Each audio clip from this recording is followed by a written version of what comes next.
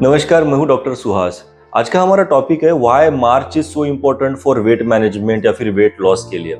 बहुत सारे लोगों का प्रश्न होता है कि सर कौन से सीजन में या फिर कौन से मंथ में हमें वेट मैनेजमेंट के लिए पंचकर्मा थेरेपीज या फिर आयुर्वेदिक ट्रीटमेंट लेनी चाहिए।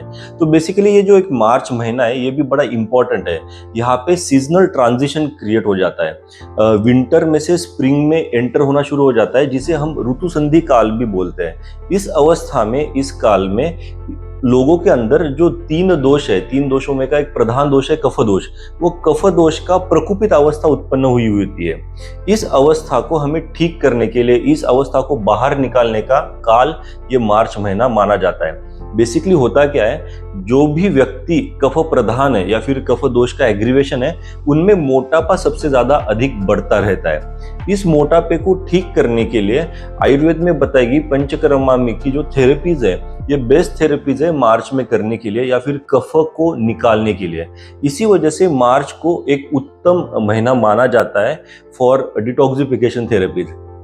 पंचकर्मा बेसिकली डिटॉक्सिफिकेशन की ही थेरेपीज है, जिसमें वमन, विरेचन, बस्ती, नस्य और रक्तमोक्षण, इन 5 प्रधान कर्मों का वर्णन किया गया है। और ये मार्च महीना वमन के लिए बड़ा ही अच्छा माना जाता है। बेसिकली इस ऋतु में बढ़ा हुआ कफ दोष निकालने के लिए हमें वमन कर्म क्रिया बताई गई है आयुर्वेद के अनुसार, जो कि लोगों का वेट मैनेजमेंट के लिए बड़ा ही लाभ देती है। उसी के साथ साथ विरेचन कर्म, बस्ती कर्म भी वेट मैनेजमेंट के लिए बड़ी लाभदायक है।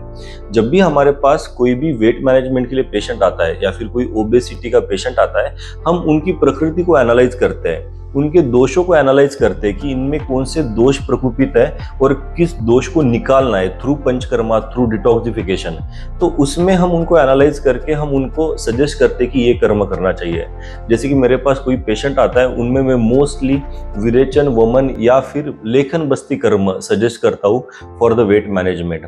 Not only this panchakarma therapies, उसी के साथ साथ हम प्रॉपरली आयुर्वेदिक डाइट, उनकी आयुर्वेदिक हर्बल मेडिसिन जो उनके स्टबन फैट को रिड्यूस करने में बड़ा हेल्प करेगी, साथ ही साथ कुछ योगासन, एक्सरसाइजेस और पंचकर्मा थेरेपी रिकमेंड करते हैं, जिसके साथ उनका 10 दिन में ही इंच लॉस या फिर वेट लॉस होना शुरू हो जाता है, जिसके कारण उनको बड़े ही लाभ हो जाते हैं। वेट मैनेजमेंट केवल और केवल अच्छा दिखने के लिए नहीं है, आपको भविष्य में होने वाली बहुत सारी डिजीजेस को दूर रखने के लिए है।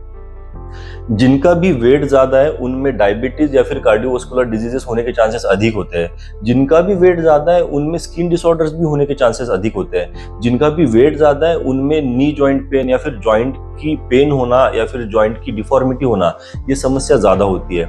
इन सभी नॉन कम्युनिकेबल डिजीजेस को दूर रखने के लिए हम वेट मैनेजमेंट की क्रिया करते हैं, and March is the best month for that, क्योंकि यहाँ पे सीजन का ट्रांजिशन है और वासंतिक वमन, वसंत ऋतु का काल आ जाता है।